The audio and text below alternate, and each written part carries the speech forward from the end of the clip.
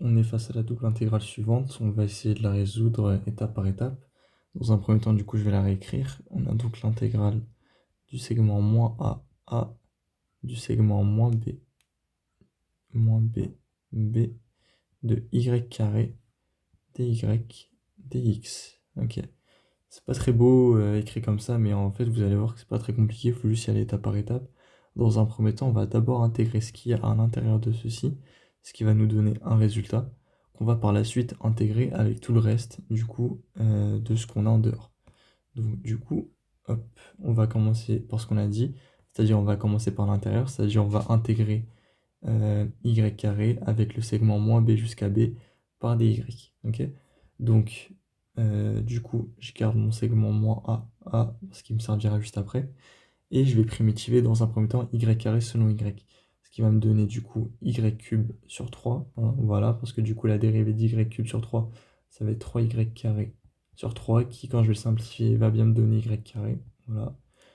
Hop, j'oublie pas mon dx, et surtout, du coup, parce que du coup on a intégré selon le premier segment, hop, voilà, j'oublie pas mes crochets, avec en borne supérieure b, en borne inférieure moins b, voilà.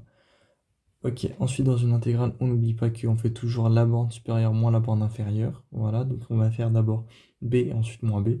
Je vais donc avoir b cube sur 3 moins, du coup parce que c'est borne supérieure moins borne inférieure, moins du coup, moins b cube sur 3. Ce qui du coup va pouvoir être simplifié en b cube plus b cube, qui pourra directement être simplifié en 2b cube sur 3. Voilà, 2b cube sur 3 dx. Voilà, on a fait 50%. Maintenant, du coup, il existe deux manières d'arriver du coup à notre résultat final. Les deux manières vont nous permettre de pouvoir arriver au même résultat, mais voilà, je tiens quand même à vous montrer qu'il y a deux façons d'y arriver.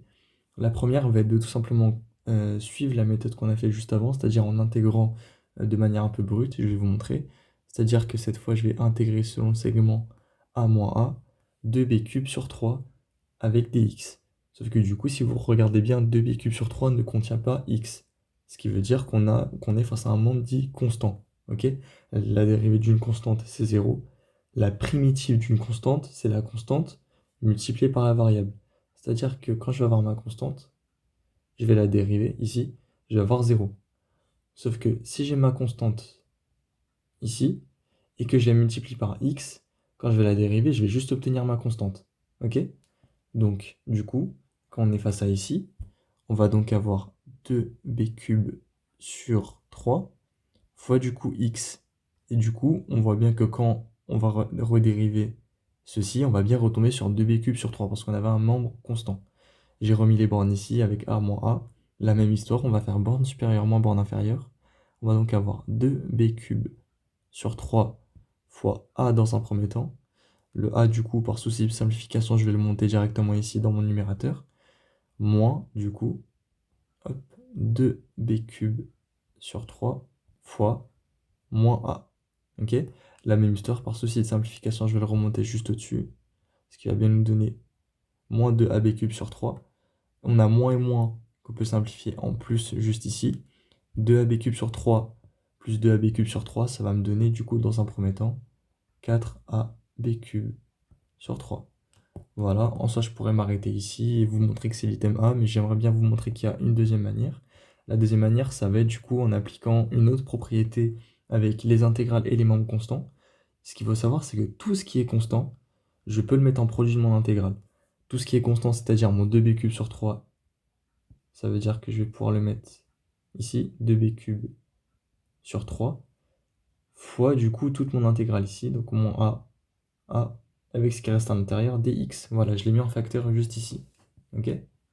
Donc, par la suite, je vais juste avoir besoin de multiplier 2b cube sur 3 par l'intégrale du segment moins a dx. Je vais donc devoir, dans un premier temps, trouver la primitive de dx. Et pour ça, il n'y a rien de plus simple. Il faut se poser la question, qu'est-ce qui, quand on le dérive, fait qu'on obtient la dérivée de x? Eh bien, ça va être tout simplement x. X, quand je vais le dériver, je vais obtenir la dérivée de x. Maintenant que j'ai ma primitive, je vais pouvoir passer à l'étape suivante. Donc je garde mon 2b cube sur 3 en facteur comme j'ai dit juste avant. 2b cube sur 3 fois du coup notre primitive, c'est-à-dire x, j'oublie pas mes bornes, a moins a, ok voilà.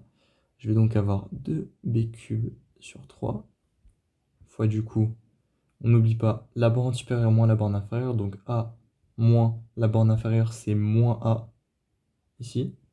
Voilà, qu'on va encore une fois pouvoir simplifier en a plus a, qui est simplifiable en 2a. Et du coup, je vais donc finalement avoir ceci, 2b cube sur 3 fois 2a, qui va être encore une fois égal, du coup, à ceci. 2b cube sur 3 fois 2a, ça nous donne bien également 4ab cube sur 3 pour nous permettre encore une fois de cocher la a. Voilà, c'était les deux manières pour du coup résoudre la double intégrale ci-dessus.